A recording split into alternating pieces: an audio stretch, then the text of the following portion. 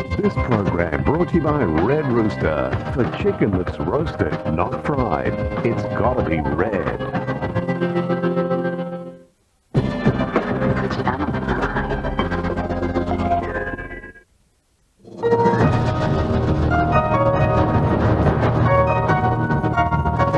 This is Nightline with Michael Usher.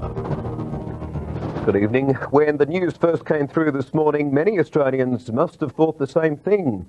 Oh no, not another Tampa.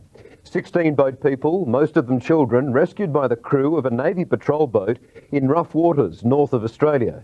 The group from Indonesia got into trouble when their overcrowded vessel began taking on water. A rescue at sea, a small leaky wooden boat clinging by ropes to the bow of an oil exploration ship. Our Navy on hand to save the people on board, 6 adults and 10 children, including toddlers and a 6-month-old baby. The engine wasn't working on the boat. There were no life preservers on the boat. They had limited provisions, and so the boat wasn't going too much further. The 10-metre vessel had been drifting in the Timor Sea, 650 kilometres west of Darwin, when it was spotted early yesterday by the exploration ship Jabiru Venture. But the boat people had to wait several hours for the arrival of 2 Australian warships before being rescued. And during the operation, a number of them and 2 of the Navy crew ended up in the water. They were quite difficult conditions, and it's a testimony to the training of that Navy crew that they were able to effect that rescue. Green Senator Kerry Nettle says our immigration laws delayed the rescue and put lives at risk. These people could not be assisted by the civilian ship in the area that first made contact with the boat. It's been confirmed all 16 boat people are Indonesians, but what's not clear is whether they're asylum seekers. They're now being transferred by the Navy to Christmas Island, where they'll be processed by immigration officials. Damien Ryan reporting for Nightline. To the election campaign, and all of us can finally breathe a sigh of relief at midnight. That's when election advertising is banned in the electronic media until the polls are closed on Saturday. Meanwhile, Labor leader Kevin Rudd has promised more openness in government, regular country cabinet meetings, and an all-out drive to give Australia the best education system in the world.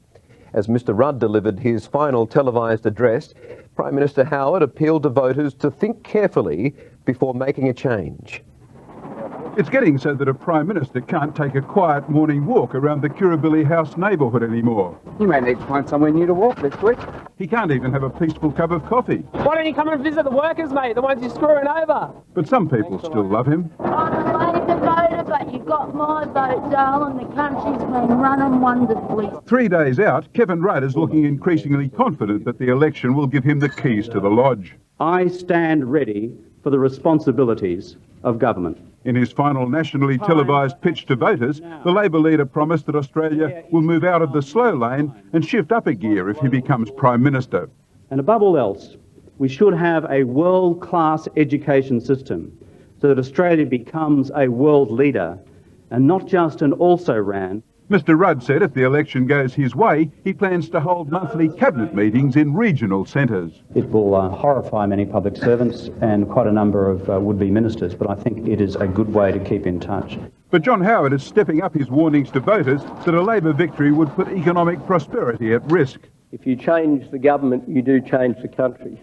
That echoed Paul Keating's unsuccessful last-ditch appeal as he faced.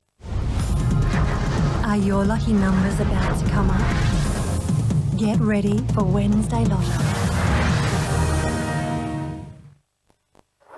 Good evening. $2 million is the Division 1 Lotto prize pool tonight. Good luck, the balls are rolling. Here's our first Lotto ball down. Number 6. Watching over the draw are the Lotto officials and government representatives. Here's our second ball, 31.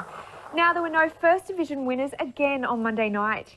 Here's our third ball, number 19. Therefore, tonight's draw has jackpotted to a huge $2 million. Our fourth ball's here, number 3.